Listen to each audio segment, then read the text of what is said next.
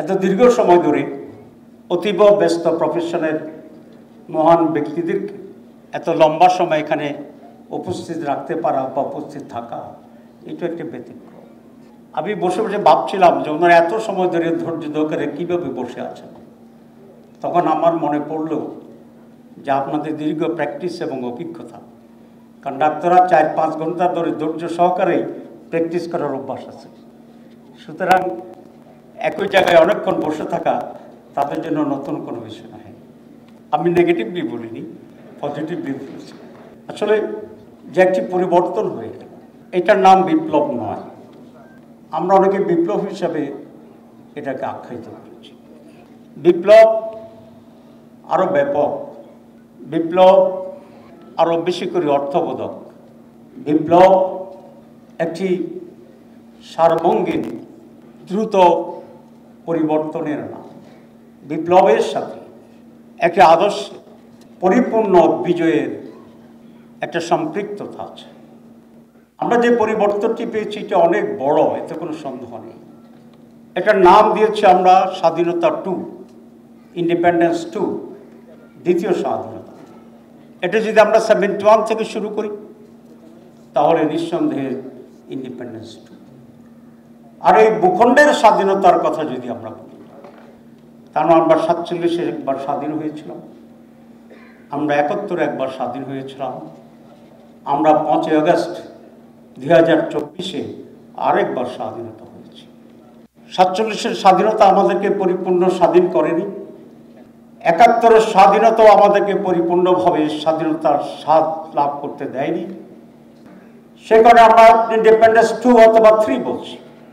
কিন্তু এই স্বাধীনতাটাও একটি কাঙ্ক্ষিত পর্যায়ে বাংলাদেশকে কতদূর নিয়ে যাবে সেটি দেখার জন্যে আমাদেরকে অপেক্ষা করতে হবে।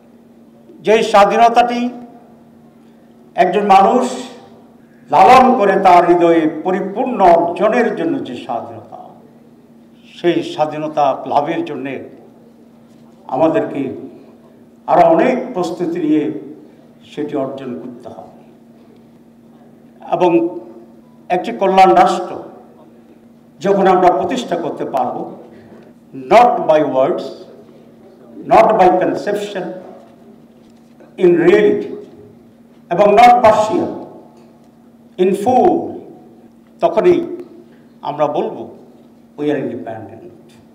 যে পরিবর্তনটি এসেছে এটা অত্যন্ত গুরুত্বপূর্ণ আমাদের সেই পরিপূর্ণ স্বাধীনতা অর্জনের ক্ষেত্রে।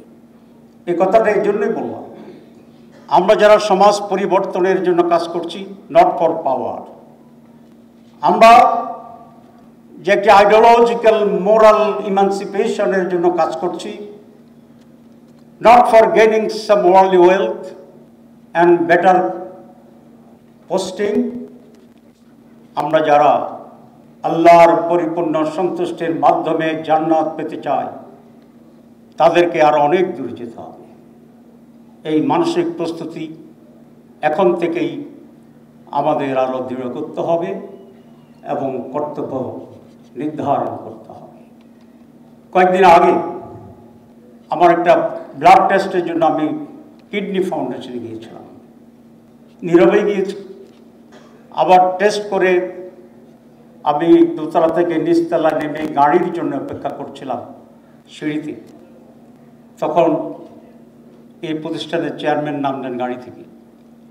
আমাকে দেখে আগের চেয়ে অনেক বেশি আগ্রহ নিয়ে, 80 বছরের বেশি তার বয়স, যদ্দূর সম্ভব দৌড়ে হাঁটতে পারেন সেরকম একটা হেঁটে আমার কাছে এসে হঠাৎ করে আমার হাত ধরছে এবং বললেন যে চলেন আমার অফিসে চলেন।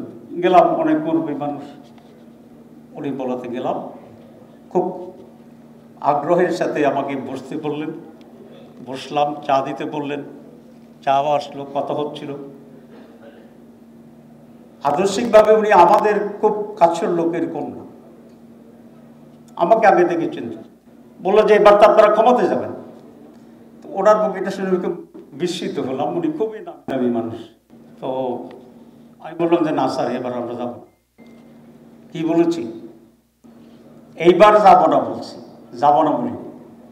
তখন আমাকে বলে মেয়েদের নিয়ে কি করবেন?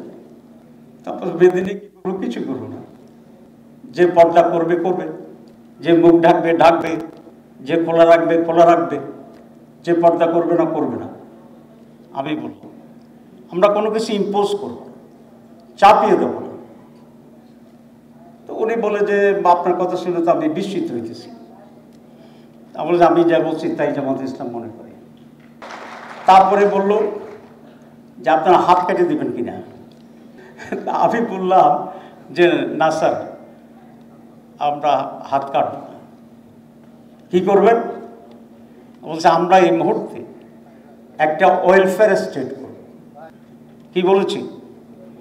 একটা কল্যাণধর্মী রাষ্ট্র পরিচালনা করব, রাষ্ট্র বানাবো। তো উনি বললেন তাহলে তো কোনো অসুবিধাই নেই। তার মধ্যে কোনো অসুবিধা নেই, অসুবিধা তো আপনারা আমাদের সঙ্গে ধারণা না রেখে ভুল ধারণা করে আমাদের বিরোধিতা করেন। না তাহলে আমি আপনাদের সমর্থক।